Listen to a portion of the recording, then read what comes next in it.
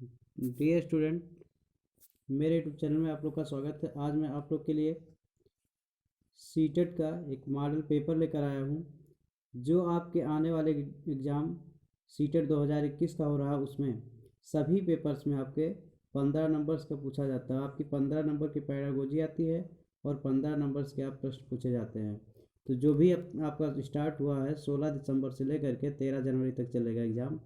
इसके बीच में जो भी आपके पेपर्स आ रहे हैं, यहाँ से आपका 1 नंबर मिलेगा।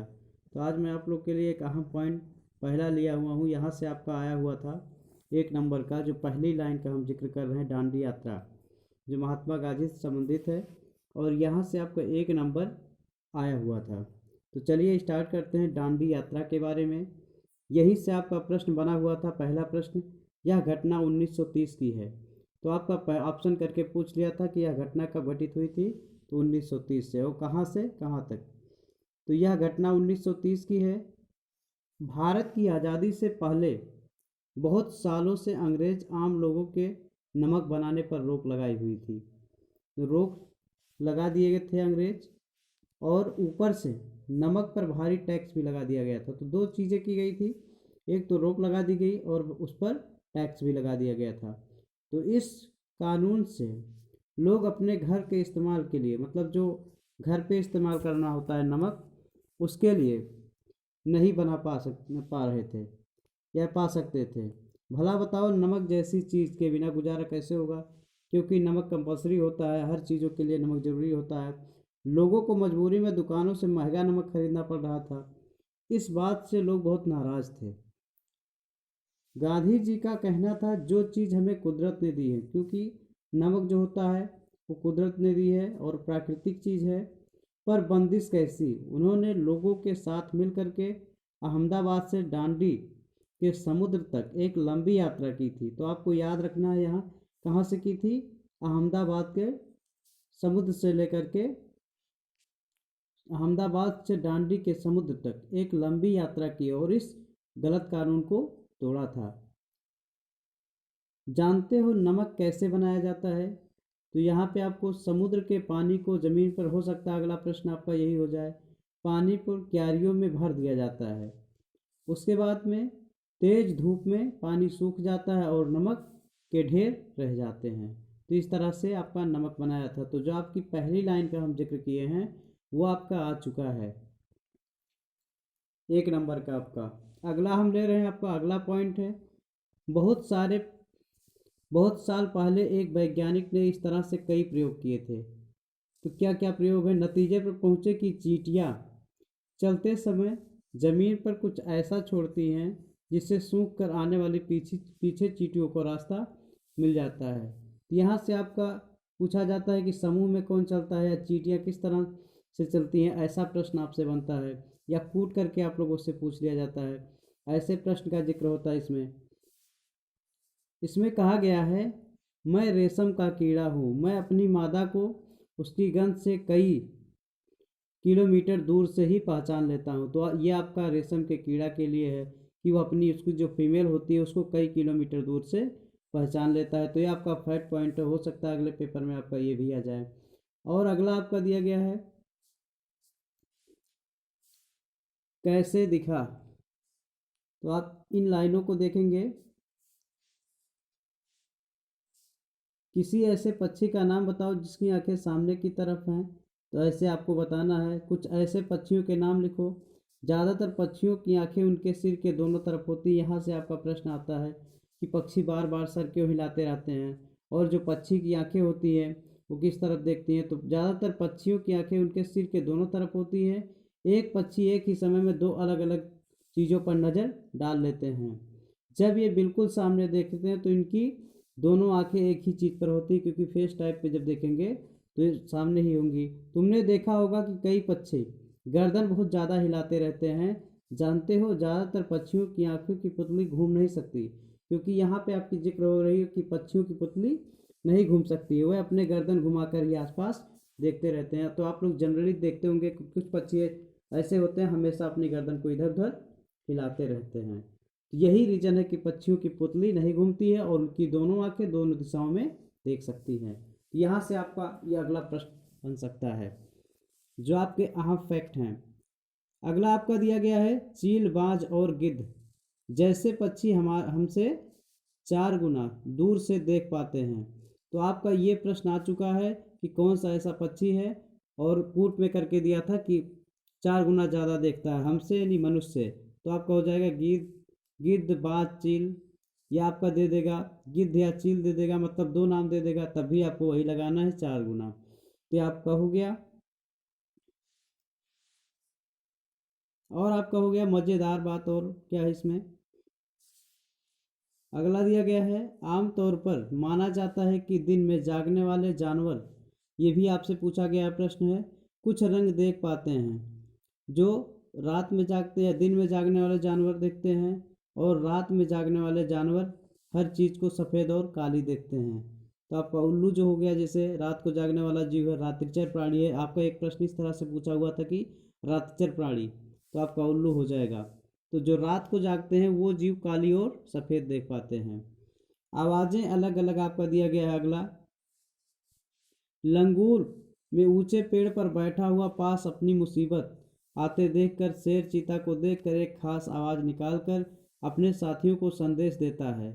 इस काम को करने के लिए खास आवाज़ें निकालते हैं, क्योंकि कोई खतरा जब महसूस होता है तो एक स्पेशल अलग से आवाज़ निकालता है। अगला आपका दिया गया है कुछ पक्षी अलग अलग खतरों के लिए अलग अलग आवाज़ें निकालते हैं, जैसे उड़कर आने वाले दुश्मन के लिए अलग तरह की आवाज़ें, ज़मीन पर चलकर आने वाले दुश्मन के लिए दूसरी तरह की आवाज़ें। मछलियाँ खतरे की चेतावनी होने पर एक दूसरे को रंग बिरंगी तरंगे देती हैं। तो इस तरह से कुछ जानवर अपनी आवाज़ निकालते रहते हैं। और कुछ जानवर होते हैं तूफान या भूकंप आने के कुछ समय पहले ही अजीब हरकतें करने लगते हैं।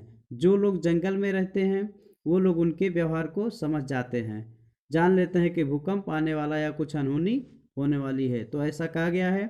अब जानते हैं 2004 दिसंबर में जब सुनामी आई थी, कुछ समय पहले जानवरों के अजीब व्यवहार से उनके द्वारा दी जाने वाली चेतावनी भरी आवाज़ों को अंडमान की एक खास आदिवासी जाति समझ गई थी। उन्होंने इस इलाका खाली कर दिया। इस प्रकार की जाति के लोग सुनामी से के कहर से अपनी जान बचा पाए थे। तो ऐसी कुछ हरकतें होती हैं जो जान जाते हैं लोग।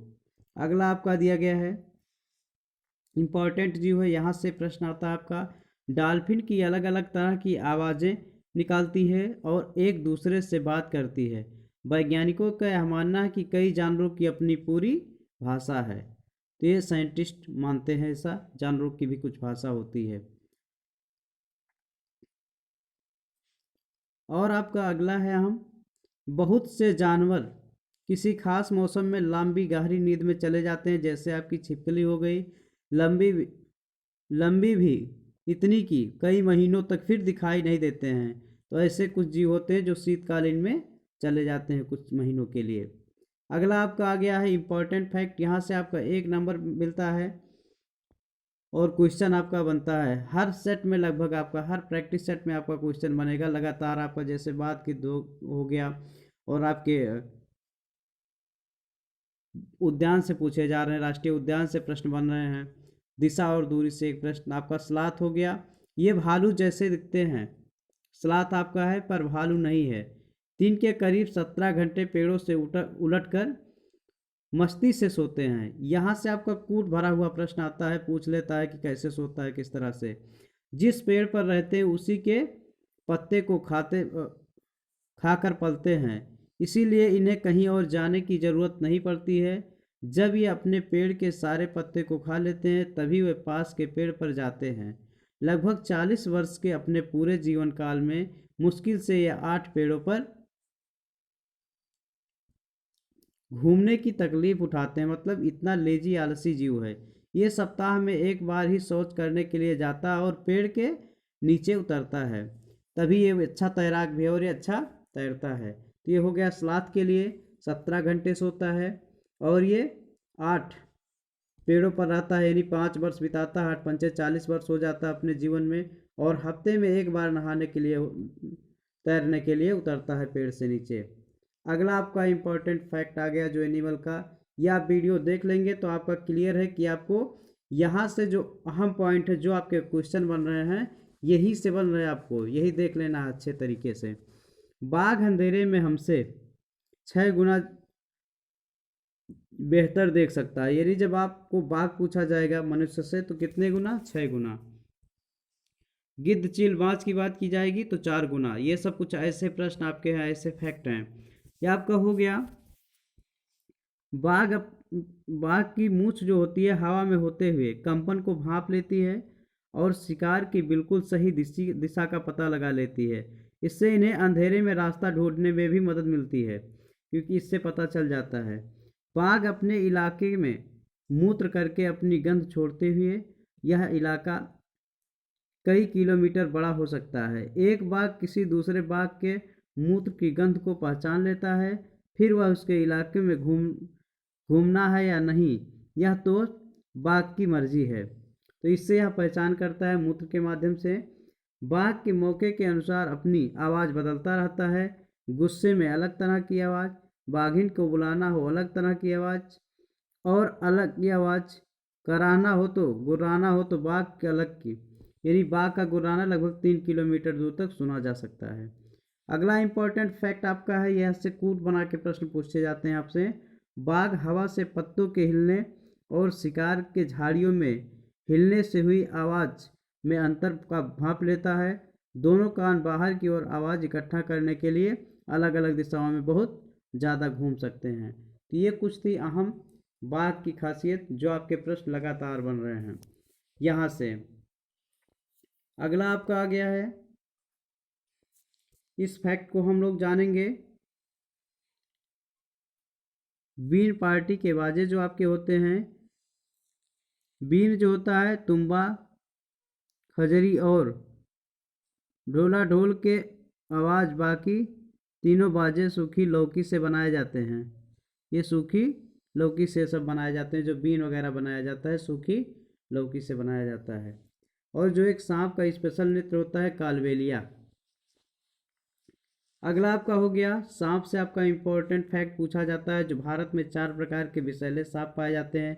इसमें आपका नाग आ जाता है, डुबोया आ जाता है, करैत आ जाता है और अफाई आ जाता है। ये पूछे जाते हैं, कभी कभी आपका 1 नंबर का प्रश्न यहाँ से बनता है।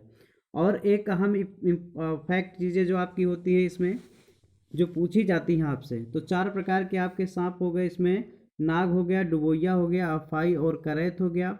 इसको आपको नहीं भूलना है। और सांप जब किसी को काटता है तो उसकी जो दवाई बनाई जाती है, दवा जो दी जाती है, वो कौन सी दवा होती है इसके बारे में हमको पढ़ लेना है, क्योंकि कभी कभी यहाँ से भी एग्जामिनर आपसे क्वेश्चन पुटअप कर देता है। उसके 2 खोखले जो सांप किसी को काटेगा तो उसके 2 खोखले जहर वाले दांतों से उस व्यक्ति के शरीर में जहर चला जाता है, क्योंकि जब वो काटता है तभी जहर प्रवेश करता है। और इस जहर से बचाने के लिए एक ही उपाय है, जिस व्यक्ति को सांप ने काटा है उसे तुरंत जहर के असर को खत्म करने वाली दवाई सीरम दी जाती है। कभी कभी कूट बना के ये प्रश्न आपका पूछता है तो आपको बोलना नहीं, सीरम दी जाती है। सीरम सीरम के जहर से ही, सीरम सांप के जहर से ही बनाया जाता है और सभी सरकारी स्वास्थ्य केंद्रों में मिलता है। तो आप जानते हैं सीरम जो होता है वो सांप के जहर से ही बनाया जाता है। तो ये आपकी इम्पोर्टेंट चीज़ें हो गई। यहाँ से आपके कूट में प्रश्न मिलते हैं, खाने की चीज़ और पचने का समय, कितना समय लगता है किसको पचने में, और पेट में कितना समय लगेगा पचने में, गिलास के पाचक रस में कितना समय लगता है। कच्चा दूध 2 घंटे 15 मिनट लगेगा, अगर गिलास में रहेगा तो ये 4 घंटे 45 मिनट लगेंगे इसको पचने में। उबला दूध 2 घंटा, उसके बाद अगर पेट में रहेगा तो 2 घंटे, और गिलास के पाचक के रस में जो रहेगा तो 4 घंटे 15 मिनट लगेंगे इसमें। पूरी तरह उबला अंडा जो आपका होता है वो 3.5 घंटे में पच जाता है, लेकिन गिलास में 8 घंटे में रहेगा, पचेगा अपना। अगला आपका हो जाएगा कम उबला हुआ अंडा 3 घंटे में, और ये जो होता है 6.5 घंटे में पचता है, 6 घंटे 30 मिनट में। कच्चा फेंटा हुआ अंडा 2 घंटे, और ये 4 घंटे 15 मिनट में। कच्चा अंडा ये होता है 1 घंटे और 1.5 घंटे में, उसके बाद 4 घंटे। तो पेट में जो पचने का समय हो वो लगभग कम ही है। जो आपका गिलास के पाचक के रस में है वो आपका ज़्यादा समय ले रहा है। अगली फैक्ट चीज़ें क्या है आपसे हम जिक्र कर लेते हैं। आप लोग सीटेट का एग्ज़ाम देने जा रहे हैं, अभी 13 जनवरी तक चलेगा। तो आप लोग इस वीडियो को पूरा देख लीजिएगा। और चैनल को लाइक एंड सब्सक्राइब कर लीजिएगा। अपने दोस्तों को भी बताइएगा कि वीडियो अवश्य देखेंगे।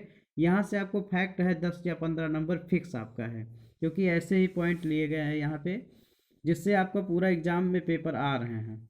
दूध आपका होता है एक कटोरे में डालकर पानी के बर्तन में रखते हैं, इससे इसको सुरक्षित रखा जा सकता है, जो घरेलू उपाय आपका है। और चीज़ें कैसी होती हैं, पके हुए चावल आप जानते हैं गीले कपड़े में लपेट कर रखते हैं। यह आपका हो जाएगा हरी धनिया उबालते हरी धनिया, और इसमें दिया गया कूट, और घरेलू उपाय आपका दिया गया है। तो आपका हो जाएगा दूध, तो इसको उबालते हैं, इसको उबालेंगे, उसके बाद इसको सुरक्षित रखा जा सकता है। पके हुए चावल जो होते हैं, ये आपका हो जाएगा एक कटोरे में पानी डालकर बर्तन में रखते हैं। हरा धनिया गीले कपड़े में लपेट कर इसको रखा जाता है। प्याज लहसुन खुले में रखते हैं नमी से बचा करके, जिससे इसमें सड़न ना आए। तो ये आपका कुछ कूट हो गया। इस तरह से आपका मैथ्स में पूछा जाता है। अगले तरफ पढ़ेंगे हम। अगला आपका पॉइंट होगा इसका सीटेट एग्जाम का। यहाँ से आपका पहले ही आपका एक प्रश्न यहाँ से पूछा जाता है, शिकारी पौधे, इसका जिक्र किया जाता है, और ये आपका पूछा गया क्वेश्चन होगा। कुछ ऐसे पौधे होते हैं जो चूहों, मेढकों, कीड़े, कुछ ऐसे पौधे भी होते हैं जो चूहे, मेढकों, कीड़े मकोड़े और छोटे जीवों का शिकार करते हैं। कभी कभी आपसे ये क्वेश्चन बना के पूछता है पॉइंट में कि किसको किसको खाता है, तो आपका हो जाएगा चूहे, मेढक, कीड़े मकोड़े आ जाएगा, छोटे जीवों का शिकार। ये मत भूलिएगा आप लोग, ये भी पूछा गया था। शिकार करते हैं, इनमें निपेंथिस सबसे ज़्यादा मशहूर है। यह जानते हैं ऑस्ट्रेलिया, इंडोनेशिया और भारत के मेघालय में पाया जाता है। तो आपका ये भी प्रश्न पूछा जा चुका है कि भारत के कहाँ पाया जाता है, तो मेघालय में पाया जाता है। इसका आकार लंबे घड़े जैसे होता है। इसके ऊपर पत्ती का ढक्कन लगा होता है। घड़े से खास खुशबू निकलती है, जिसकी वजह से कीड़े खिंच के चले आते हैं और पौधे के ऊपर पहुंचते ही अंदर फंस जाते हैं, बाहर निकल नहीं पाते। ये पौधे शिकार करते हैं, और वह कितनी चतुराई से भी शिकार करते हैं। तो ये होता है घटबड़ी निपेंथिस, जिससे बोलते हैं आप लोग। भारत में मेघालय में, ऑस्ट्रेलिया और इंडोनेशिया में पाया जाता है पौधा। अगला आपका आ गया वेलक्रो। यह घटना कब की है? 1948 की घटना है कि यह एक दिन जॉर्ज मेस्टल अपने कुत्ते के साथ शहर से लौटे थे। उन्होंने पाया कि दोनों पैर पर बीज चिपके हुए थे। इन बीजों को कपड़ों पर चिपका होकर देखकर हैरान रह गए। झट माइक्रोस्कोप निकाला और बीजों को बारीकी से देखने के लिए, बीजों में छोटे छोटे हुक थे। उसके बाद इसकी मदद से कपड़े के रेशों पर अटक गए थे। यह देखकर मेस्टर को आइडिया आया वेलक्रो बनाने का। वेलक्रो से दोनों सतह से चिपक जाती है और खुले स्थान पर चर की आवाज़ होती है। तुमने बस्ते, कपड़े, जूते, पट्टे आदि पर इसका इस्तेमाल देखा होगा। ना कि मज़ेदार किस्सा प्रकृति से प्रेरणा लेने का है। तो ये आपका वेलक्रो का आइडिया है, जो आपके चप्पल स्लीपर वगैरह में लगा रहता है, जिससे आप चिपकाते हैं। अगला इम्पॉर्टेंट फैक्ट आपका, यहाँ से आपका 1 नंबर फिक्स है हर सेट में, हर प्रैक्टिस सेट में 1 नंबर। तो ये आप इसको नहीं भूलना है, 1 नंबर। चलिए स्टार्ट करते हैं इस अहम पॉइंट को। आलू मिर्ची चाय जी, ये आपका पोएम के माध्यम से दर्शाया गया है। कवि ने कहा इसमें, जानना चाहते हो जानो कौन कहाँ से आया जी, इस कविता में पढ़ो। आलू मिर्ची चाय जी, हम स्टार्ट करते हैं। आप लोग ध्यान दीजिएगा, अगर समय होगा तो रिपीट करिएगा, नहीं तो फिर वैसे ही लर्न करिएगा। आलू मिर्ची चाय जी, कौन कहाँ से आए जी, 7 समंदर पार से, दुनिया के बाजार से, व्यापार से, उपहार से, जंग लड़ाई मार से। तो बात हो गई, हर रास्ते से आए जी, आलू मिर्ची चाय जी। दक्षिण अमेरिका की मिर्ची रानी, अब देखिए साउथ अमेरिका की बात की जा रही है। दक्षिण अमेरिका की मिर्ची रानी मसालों की है पटरानी। मूंगफली, आलू, अमरूद धूम मचाते करते उछल कूद। 7 टमाटर आए जी, आलू मिर्ची चाय जी। भिंडी है अफ्रीका की, भूरी भूरी काफ़ी भी। तो आपकी कहाँ से आ गई? अफ्रीका से भिंडी, और ये आ गई। नशे में यूरोप किधर है, वहीं से आए गोभी मटर। तो आपका गोभी मटर का जिक्र आएगा तो यूरोप का नाम आ जाएगा, इसको नहीं भूलना है आपको। चाय असम की बाई जी, आलू मिर्ची चाहेगी। तो जानते हैं आप लोग भारत की चाय प्रसिद्ध है असम की, इसका जिक्र आपका हो गया। चली चीन से सोयाबीन, बहुत अच्छा जिक्र किया है कवि ने। पहुंची अमेरिका बजाती बीन, घूम घाम लौटी अपने देश, उसमें गुड़ कई विशेष। तो ये सोयाबीन जो कहाँ से चली है, चीन से आई है सोयाबीन। अगला आपका इम्पोर्टेंट लाइनें जो अगली हैं ये, इसमें रोब जमाकर आई जी, आलू मिर्ची चाय जी, बैगन मूली सेम करेला, आम संतरा बेर और केला, पालक परवल टिंडा मेथी है भाई बहन, ये सब देसी। तो ये बात की जा रही है यहाँ पर देसी की। देसी मतलब ये कहाँ के हैं, तो ये भारत के हैं, इसकी बात की जा रही है। हम फिर से रिपीट कर देते हैं, बैगन मूली सेम करेला, आम संतरा बेर और केला, पालक परवल टिंडा मेथी है भाई बहन, सब ये देसी। भारत की पैदाइश जी, कौन कहाँ से आए जी, आलू मिर्ची चाय जी। तो आप एक पोएम के माध्यम से इसको लर्न कर लीजिएगा। यहाँ से 2-3 देशों का जिक्र हुआ है जो जहाँ से आया हुआ है। और अगला जो आपका कोट बना के ये भी प्रश्न आपका आ चुका है और पूछा भी गया है। तो स्टार्ट करते हैं हम इम्पॉर्टेंट फैक्ट को। अलबरूनी जो आपका एक फेमस है, आपके हर प्रैक्टिस सेट में यहाँ से प्रश्न बन रहे हैं अलबरूनी से। बहुत ज़्यादा समय ना लेते हुए आप लोग को हम जल्दी जल्दी ये सेट करवा दे रहे हैं, जिससे आप लोग का आने वाले में नंबर मिल सके। 1000 से भी ज़्यादा साल पहले एक यात्री भारत आए थे। आप जान रहे हैं अलबरूनी की नज़र से यहाँ पे लिखा गया है इस लेसन से। तो इनका नाम था अलबरूनी। अलबरूनी जिस देश से आए थे आजकल उज्बेकिस्तान कहा जाता है। कहीं कहीं पे आपको जब देगा एग्जामिनर फंसाने के चक्कर में, तो वहाँ पे तजाकिस्तान ऐसे कुछ लिख देता है, या अफ़गानिस्तान लिख देगा इस तरह से फंसाने का, तो उज्बेकिस्तान मत भूलिएगा। कहते हैं अलबरूनी ने बहुत बारीकी से चीज़ों और जगहों को देखा, उसके बारे में लिखा, ख़ास तौर से वह जो उन्हें अपने देश से अलग लगी। चलो देखें कि अलबरूनी उस समय तालाबों के बारे में क्या लिखा। यहाँ के लोग तालाब बनाने में माहिर है, अर्थात भारत की जिक्र कर रहा है अलबरूनी। अगर हमारे देश के लोग इन्हें देखेंगे तो हैरान रह जाएंगे। बहुत बड़े बड़े भारी पत्थरों को लोहे के कुंडों और सरियों से जोड़कर तालाब के चारों तरफ चबूतरे बनाए जाते हैं। इन चबूतरों में ऊपर से नीचे जाती हुई सीढ़ियाँ की लंबी कतारें होती हैं। लोगों के उतरने व चढ़ने के रास्ते अलग अलग होते हैं। यहाँ कभी भीड़ लगने से परेशानी नहीं होती है, क्योंकि परेशानी नहीं होगी, आने की सीढ़ियाँ अलग रहेंगी और जाने की सीढ़ियाँ अलग रहेंगी। तो ये आपका हो गया अलबरूनी उज्बेकिस्तान इनकी नज़र से तालाब के बारे में। ये दड़की माई के बारे में संबंध आपका है। ये आपका है, ये है दड़की माई राजस्थान के अलवर ज़िले के गांव में रहती हैं।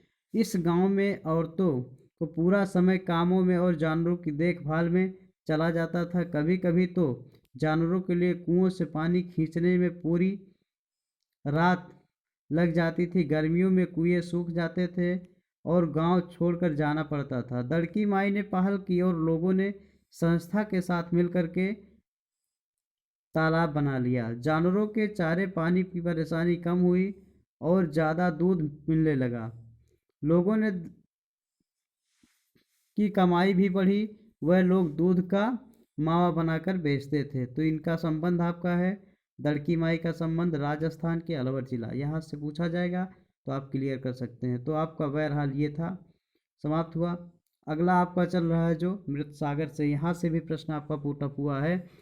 क्या पूछा जाता है ऐसे देखिएगा, वैसे सभी सागरों के पानी में नमक होता है, लेकिन मृत सागर दुनिया का सबसे नमकीन सागर है। इतना नमकीन कि लगभग 1 लीटर में लगभग 300 ग्राम नमक मिलेगा। इतना नमकीन पानी चख भी पाओगे, बहुत ही कड़वा लगेगा। सबसे मज़े की बात है कि यह मृत सागर में हम ऐसे तैर सकते हैं जैसे कि हम आराम से लेटे हों। तो ये मृत सागर की बात हो रही है।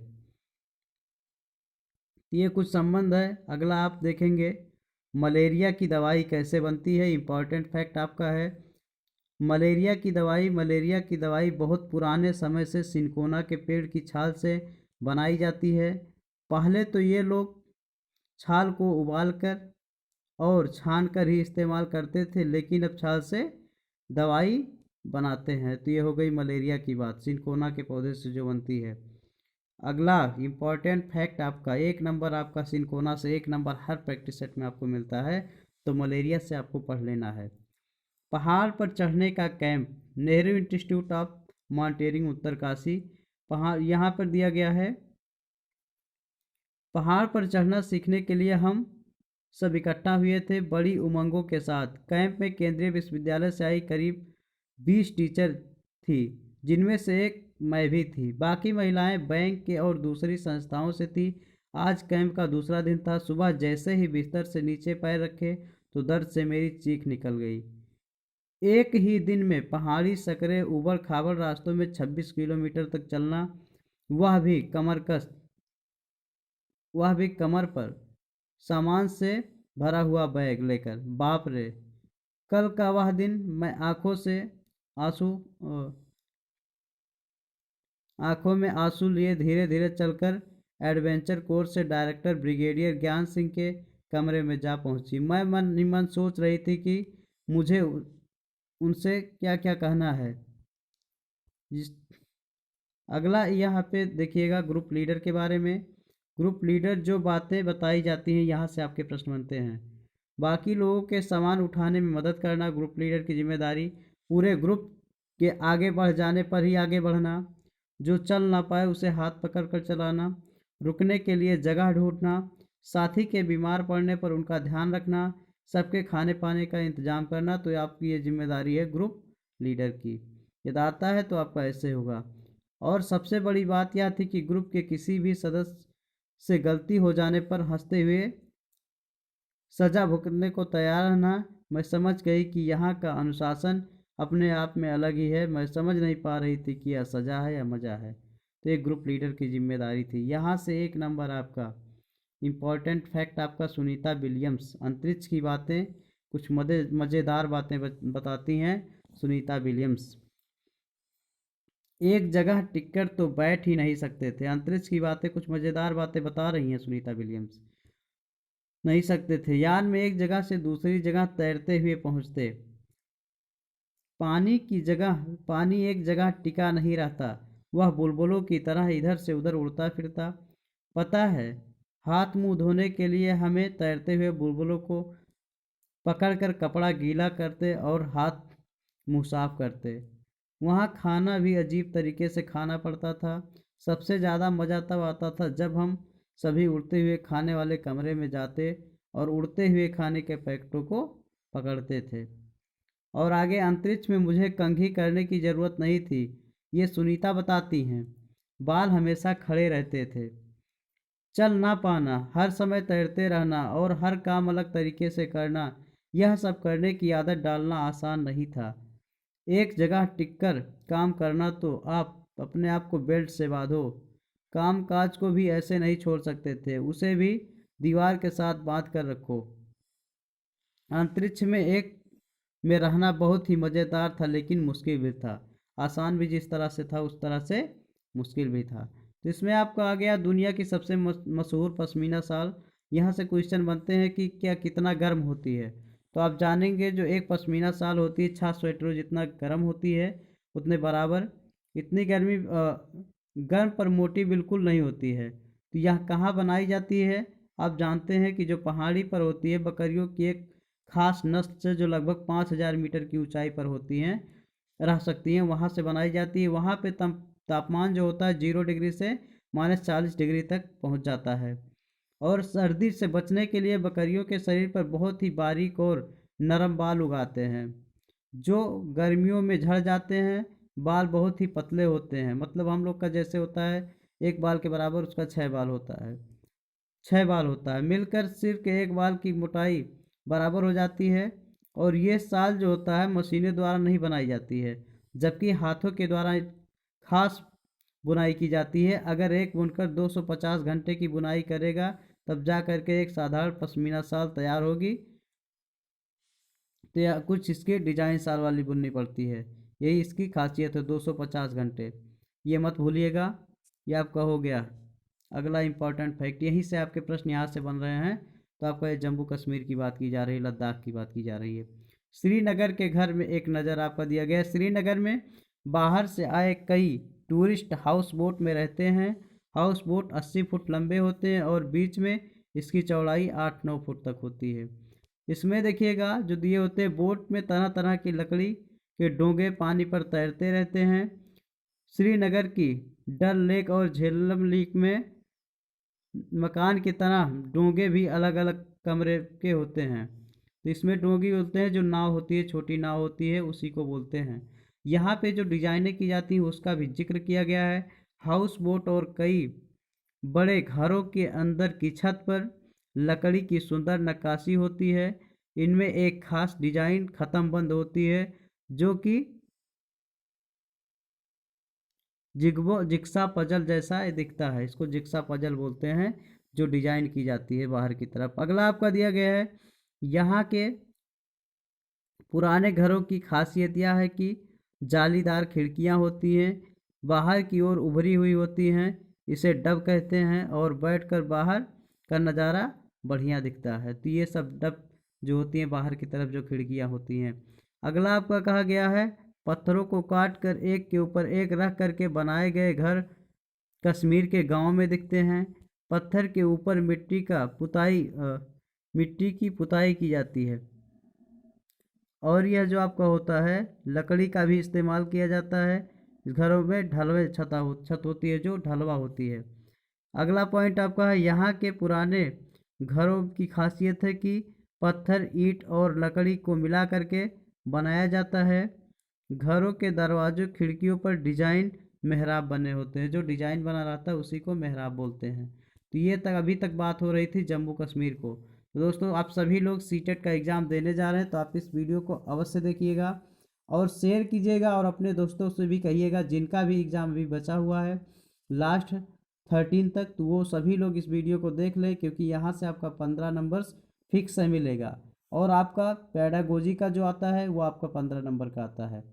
तो हर सब्जेक्ट में आपका मिलेगा।